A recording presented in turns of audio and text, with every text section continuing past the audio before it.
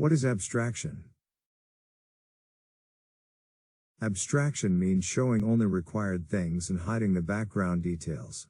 For example, a car driver only knows about a few things like steering, gear, and braking, but things like the working of the engine are hidden from him, but still, he can drive the car. What is encapsulation?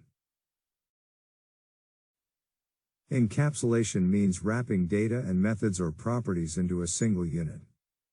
Why encapsulation is required?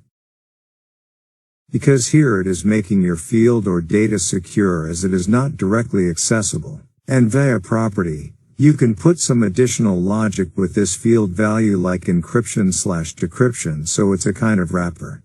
What is polymorphism?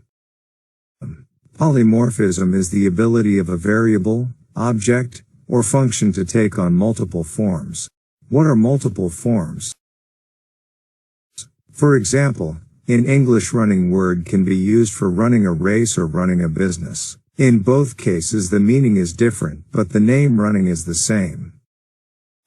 This is multiple forms, where the same name thing can be used for different purposes.